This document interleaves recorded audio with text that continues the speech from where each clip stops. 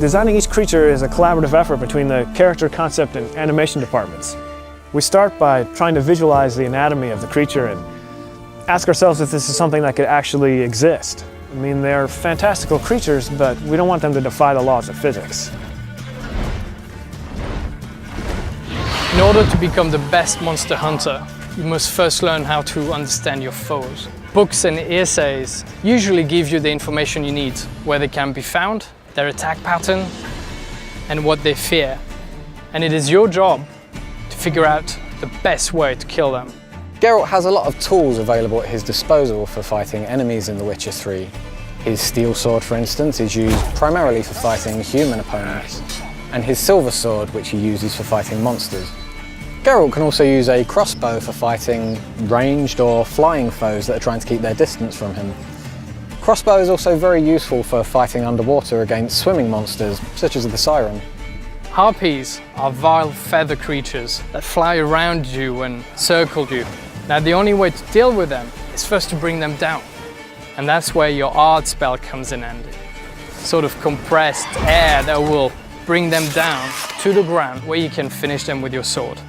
Some monsters in The Witcher 3 can actually swim. These can attack the player while he's in the water and even go as far as attacking his boat. This can be really dangerous for the player if the monster has a natural affinity for water, such as the Drowner.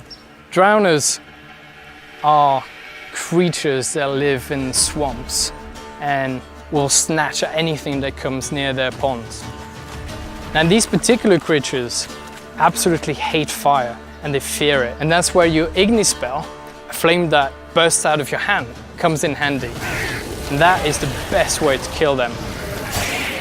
With the werewolf, a bomb filled with silver powder will take away his regenerative abilities. This will make it much easier for the player to defeat him after. The player can use weapon oils to coat his weapons that will make them do enhanced damage against specific enemy types. The real trick to using this, though, is to know when and where to use them, and that judgment is left up to the player based on his surrounding environment, the weather, and even territorial marks that other monsters may have left in the area. So we've created this complex behavior system in the game that actually allows these creatures to live in the world that they inhabit.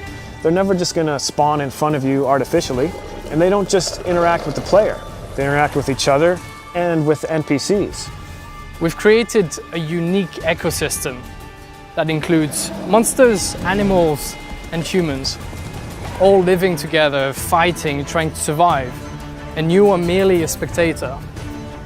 Now it is your choice to interfere with whatever is happening in front of you. But don't forget, every action you take in The Witcher has its own consequences.